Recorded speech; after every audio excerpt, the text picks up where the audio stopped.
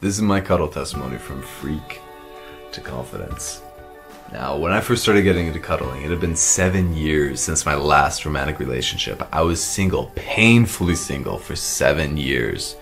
And that relationship was with Chloe, my high school sweetheart. And that story, when it's done, will be in the description below. In your first year of being single, you're like, woohoo, single!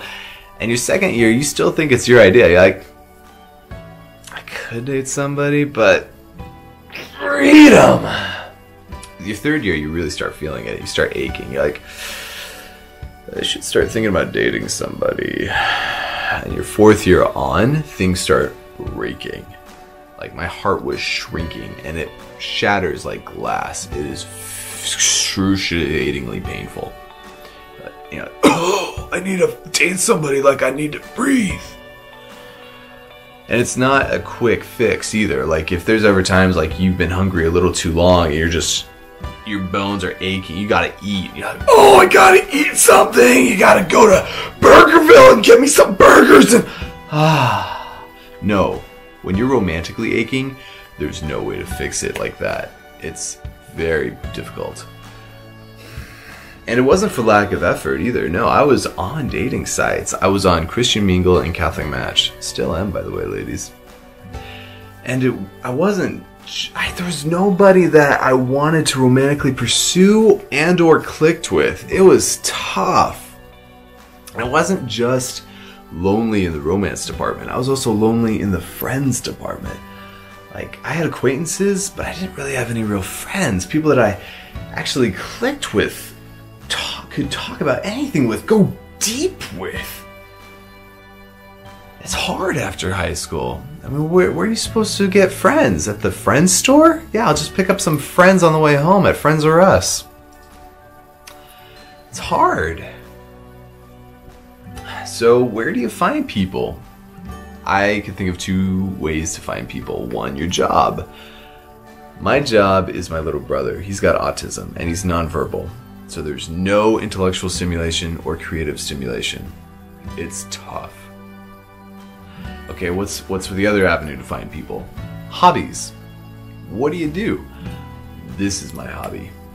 YouTube is my hobby. And I'm a small fish. Nobody knows I exist, let alone want to meet me, hang out, or even make videos with me.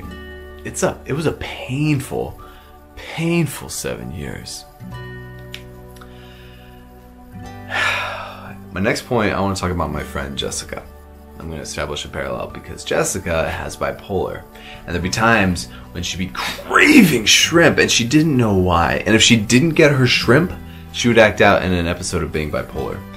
And I was like, Jessica, that nourishes me so much. Thank you for sharing. Jessica, I know this one because my dad is a naturopath. And the reason why you need shrimp is because seafood is brain food. And it's astonishing to me how, even though she didn't know why she needed shrimp, she still knew she had to have it. Oh, it's inspiring to me. Especially because that's how I felt. Like, I still don't know what it is about cuddling that I was aching for. I still don't know why I need cuddle in my life. I just know I needed it. Where do you get touch? My first thought was, okay, now before I say this next part, I want to say that I believe in saving oneself for your future spouse. But again, where do you find touch? My first thought was I could hire a prostitute for some platonic cuddling. Maybe I'll be their favorite client because I don't want to have sex with them and I'll treat them with love, dignity, and respect. But then my next thought was, wait a minute. Like 2 or 3 years ago, I think I saw somebody on YouTube try to make a career out of cuddling people. So I did the YouTubes and I found Samantha Hess. I was like, what? Oh, it was amazing. And I was like, wow, in Portland of all places, thank you God she's local. Of course she'd be in Portland. Where else would she be? This is like the most open-minded place in the world. Anyway, I was like, when I first met Sam, I felt like a freak. I felt like a zombie out in the desert that had been starved of nourishment. And when you're starved of nourishment, you just kind of break down and fall apart, and you got to pick up the pieces and keep going. I felt like what this zombie looked like. I felt like a freak.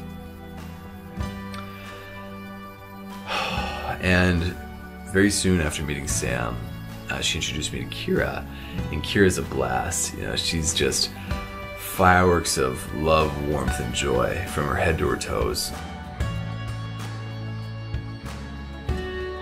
And so these ladies pulled me back into normalcy. And I still don't know what it is about cuddling. I cuddled once a month for a year, but the first 6 sessions were crucial to my healing. So what happened was, I still don't know what it is, but my first session, I was whatever this missing ingredient that cuddling brought me, I was a 6th better. And after 6 sessions, I was like, oh, is this what normal feels like? This is incredible. And like, if you want a sample of what I felt, like, just hold your breath, don't hurt yourself, but hold your breath and see how your body hungers to breathe again. I like that.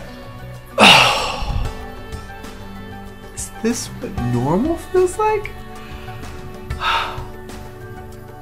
It's incredible. Anyway, soon after that, I did meet somebody on Catholic Match. I met Rachel, super pretty gal, and we dated for a wonderful time. And when that story's done, that'll also be in the description below. But I don't really want to get into it right now. But long story short, we just didn't really. We're still friends. We're still great friends, and we still do a lot of cool friend stuff. But you know, God's got somebody better for both of us down the line in our love journeys. Anyway, I don't feel like I would have been confident enough to approach Rachel if it wasn't for the cuddling. I still felt like a freak. I didn't feel worthy. I didn't feel worthy enough to approach a pretty gal and say, hey, I'm somebody worth your time. I just didn't feel that I was a freak, and the cuddling brought me, Kira and Sam brought me back into normalcy. So that was my long-term healing. And even short-term, it's still astounding, because like, a lot of people talk about the cuddle coma, like when they get out of it, like, oh, it's just so relaxing. And don't get me wrong, that is great. I'm experiencing that too, but that's like level 2 for me. I mean, I'm at level 5. When I get out of a cuddle session, I just feel so amped up. I feel like a phone fresh off the charger. I'm just like, it's so charged. I could just tackle the day and do a project with passion. It just charges me so good. I love cuddle sessions. And like, for me, it feels like a dry hot tub. Like, it's a hot tub, but you don't get wet. So I say to people, if you like hot tubs, you probably are gonna like cuddling.